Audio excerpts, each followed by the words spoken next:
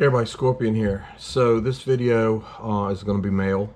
I've got some mail to open, but it's also going to be about investments, making your money work for you instead of you working for your money, and not putting all your eggs in one basket. So if you're interested in hearing this, you may want to stick around.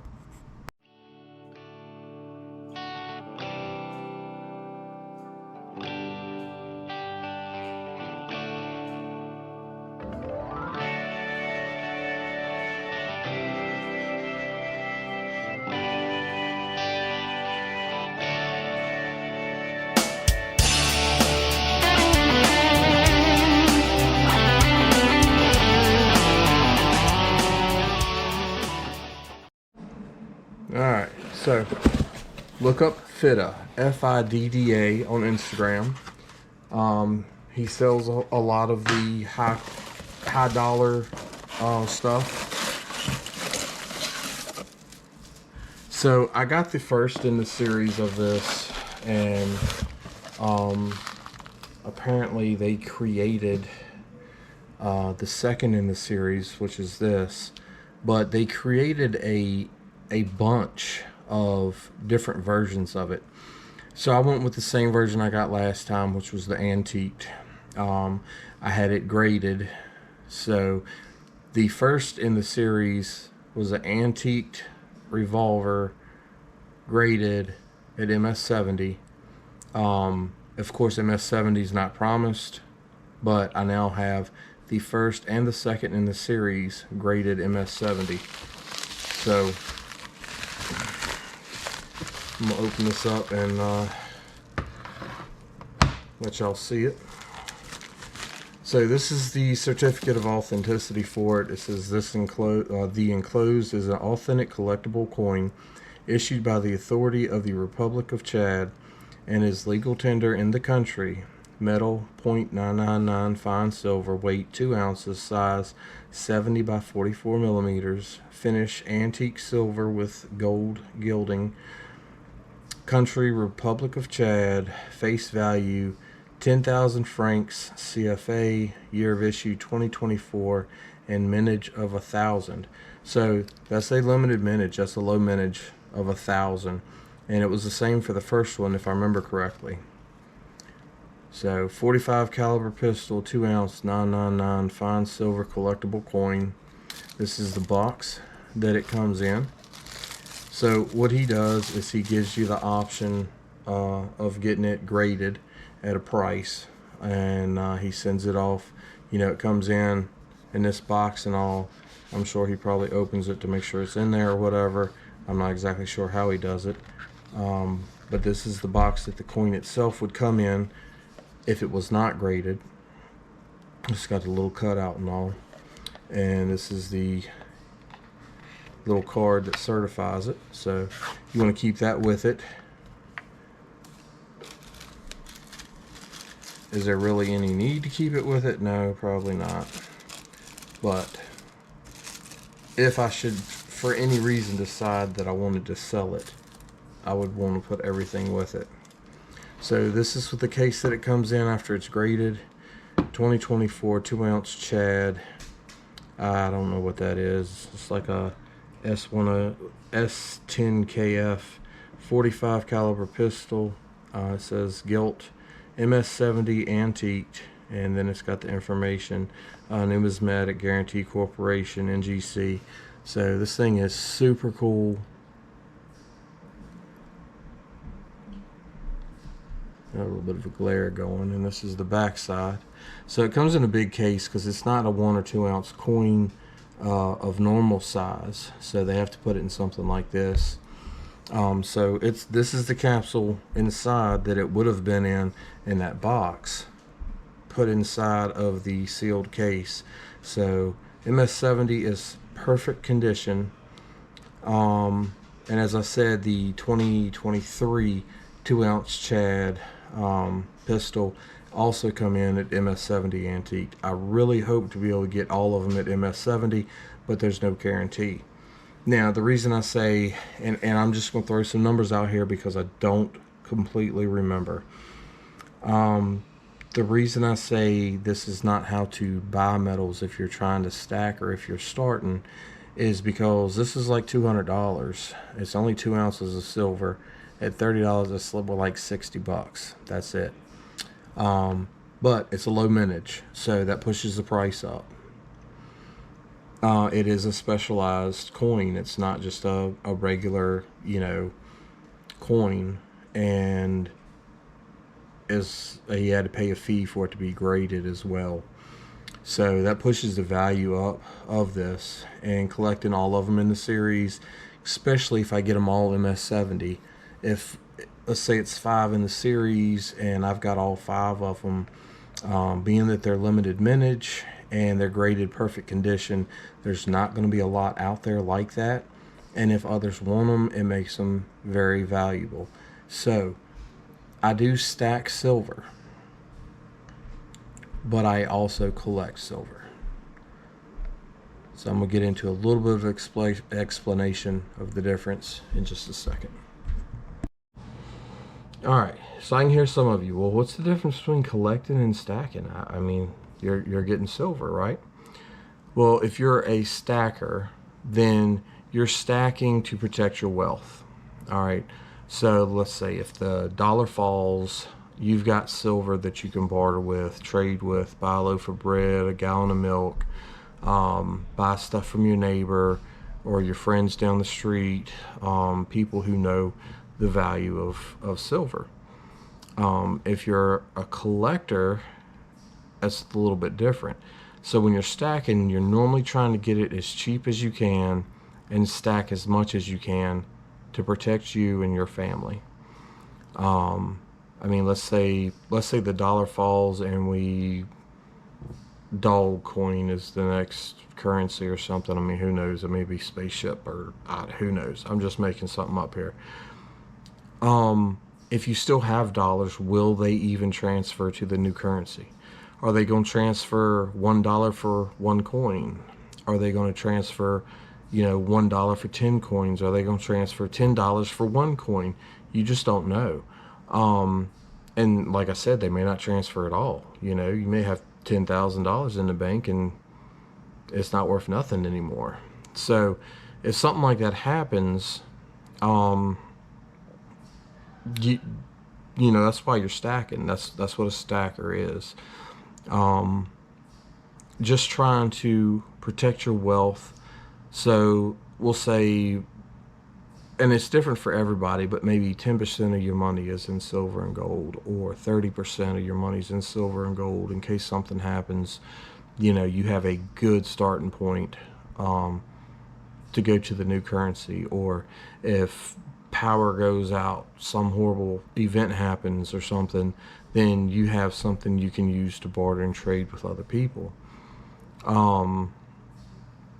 If you're a collector, then you're looking at the numismatic value, here we go, of it. So basically you're collecting it because it's limited mintage, it's neat, it's a series, whatever the case may be, in hopes that you can sell it later or pass it down to your family later, which I'm sure stackers hope to pass that down to their family too.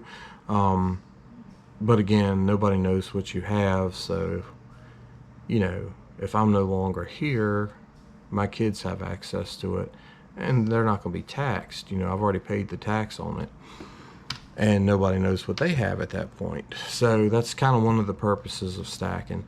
So I do stack and I also collect.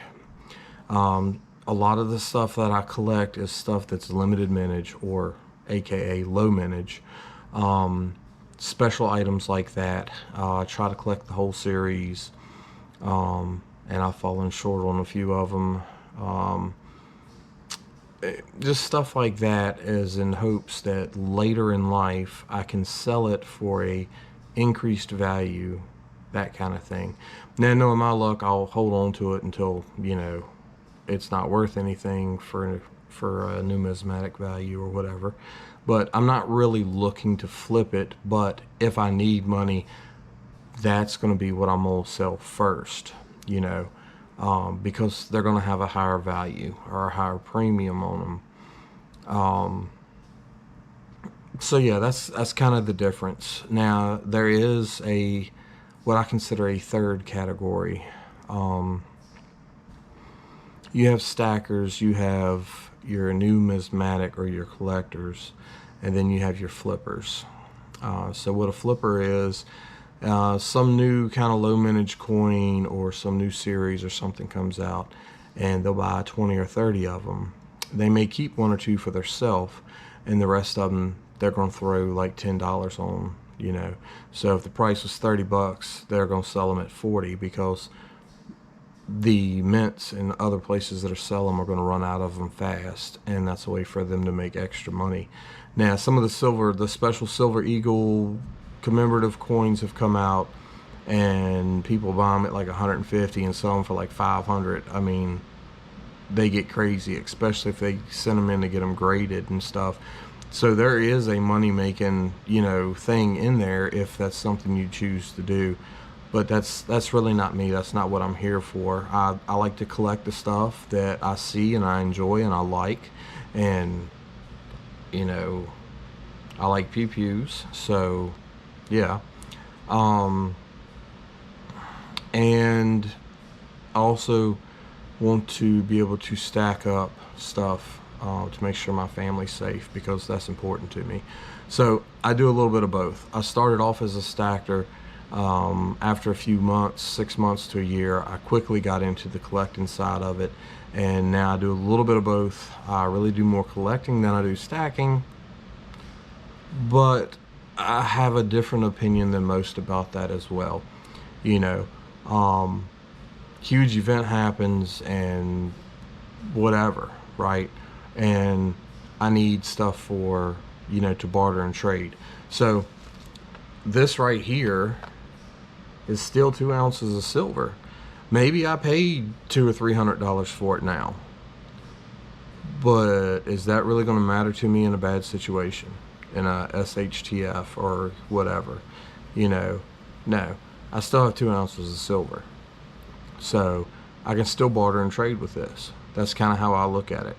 Am I buying stuff at a higher value? Yes I am. But I do still pick up 10-ounce bars here and there and stack those. That tends to be my main stacker. I love my 10-ounce bars. The Scottsdale 10-ounce stackers are just, they just give me that feeling. I love them. So that's what I tend to buy and stack. If I can pick up a 10-ounce bar here or there, stack those, it adds up fast. The other stuff is in hopes that I can flip it later and make some money if I get in a situation where I need to. If not, I'll keep it and pass it on to my kids, like all the rest of the stuff that I collect. I've got die-cast metal race cars. I've got, let's see, I got baseball, football, all types of playing cards like that. I've got comics. I've got about 100 comics. I've got all kinds of stuff. I just collect. I collect pew-pews. I collect, freedom seeds. I collect knives. I collect swords. I just collect. That's just me. I enjoy collecting. I enjoy getting people's art and the things that are made by other people, just like the people out here on YouTube that are pouring metal and stuff like that. I like to pick up at least one piece from each person. Still got a long way to go on that. But I also do, other things as well. I was always taught as a kid by my grandma. She always said, don't put all your eggs in one basket. So as long as you have a pew-pew, you have money. All right, if you have more than one pew-pew, you have some money because you can always sell them. And you also have, you can sell them pretty easy. And you also have a way to provide for your family. You can hunt and you can keep your family safe. So those have always been important to me. But my grandma always said, don't keep all your eggs in one basket. So I've invested some in stocks, mainly through the company I work for. I invest in silver. I invest in other collectible items. I invest in stuff that's going to hopefully save or make me money later, like the solar build on this trailer that we've been doing. Some people prefer alarm systems on their house. I prefer dogs. You know, somebody can break into your house with an alarm system and still get in there and take a whole lot of stuff and get away before the police ever make it. But if you have dogs, it's not going to happen. You know, I find that 95% of the time, if they try to open your door or knock on your door and a dog barks on the other side, they're not opening it. They don't want to know what's on the other side. They don't want to know if it's going to bite them. They don't want to know how big it is. They don't want any part of it because that's more than they bargained for. They're looking for that easy stuff where they can get in, get out, and not have anything happen to them. I have multiple dogs. I've got, how many dogs do I have? 4. So even if they wanted to come in because they thought they were going to shoot my dog and take what they wanted, they have 4 of them to deal with. There's going to be DNA everywhere, guaranteed. So, you know, it's just that safety. What makes you feel safe? You know, safes make me feel safe. Locking stuff in safes, and these are safes that, like, they're bolted down. Even if they wasn't bolted down, 10 people couldn't carry them, you know, together. You know, big, bulky. You know, you're just not going anywhere with it. It's impossible. You know, you're going to spend an hour and a half trying to get it unbolted. Even if you come in here with cutters and stuff, it's not going to work to your favor. But you've got to get past my dogs. You've got to get past me. My house is never empty. There's always dogs here, and there's always at least one person here. So that's safety precautions that I've used. I also don't have all my stuff at one spot. It's spread around everywhere. You've got to find it. You've got to figure out how to get into it. You've got to figure out how to take it. You've got to figure out, it's just, that's how I roll. So there's things you should think about as well if you're keeping stuff like this on hand. Whether it's guns, cash, metals, anything of any type of real value. I mean, even your TV. They'll break in and jack your TV and sell it for $10 to get their next hit. The world's gotten crazy. But this is all stuff you need to take in account and know that you're safe, your family's safe, you're preparing for anything that you could possibly think of, and that kind of thing.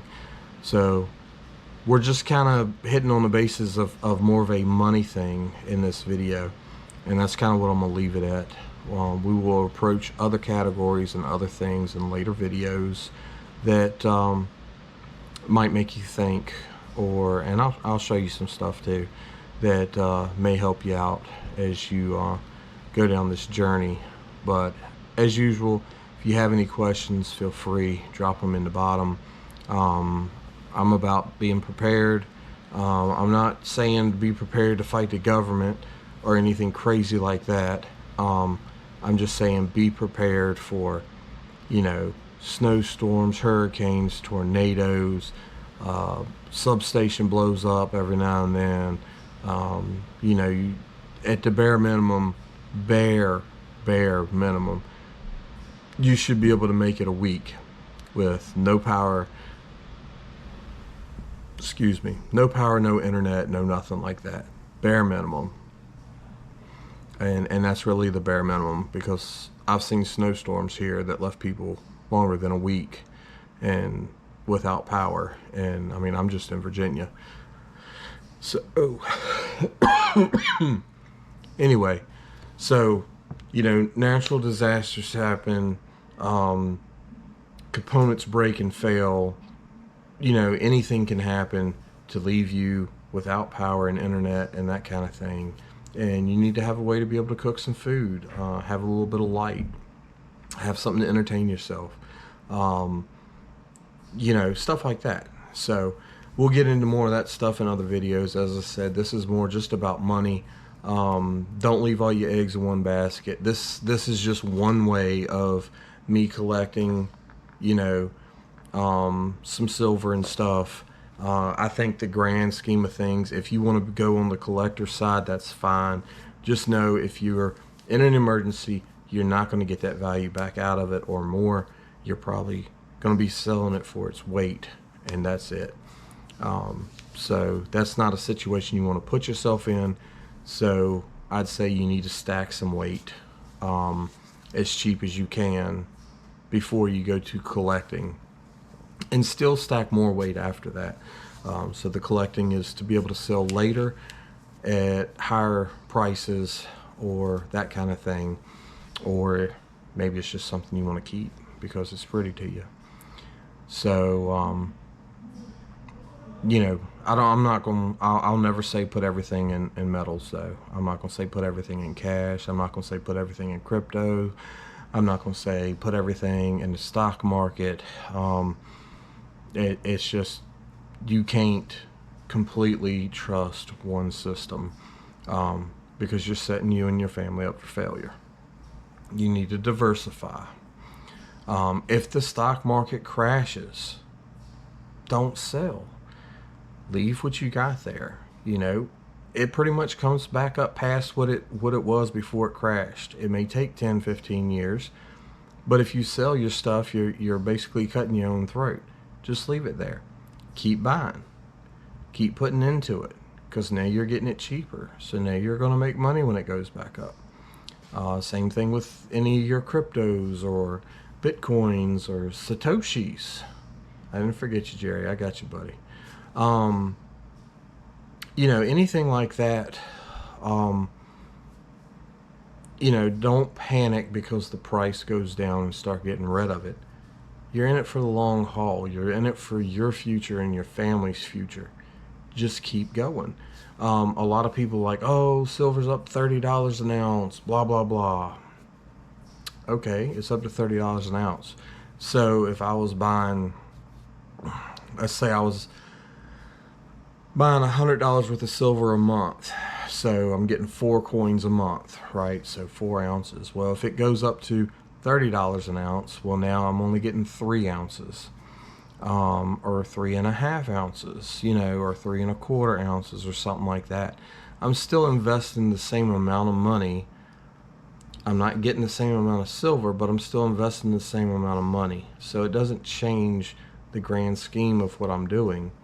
And you know, if something horrible happens, it may shoot the moon. It may be $100 an ounce later, you know, or it may drop to $15 an ounce. And at $15 an ounce, I'm still getting my $100 and $100 worth every month, because that's what I'm budgeted for. That's what I have in place. So you don't ever want to put yourself in a bad position because you think something crazy is going to happen, because inevitably then it doesn't happen, or it does happen and you don't have cash, or you know you got to put a budget in place, do something that makes you feel comfortable, and you're stacking for the long haul, the long term, you know, for your retirement. You know, even if you have a job that gives you some type of retirement, if you have gold and silver sitting around, that's just a backup for your retirement.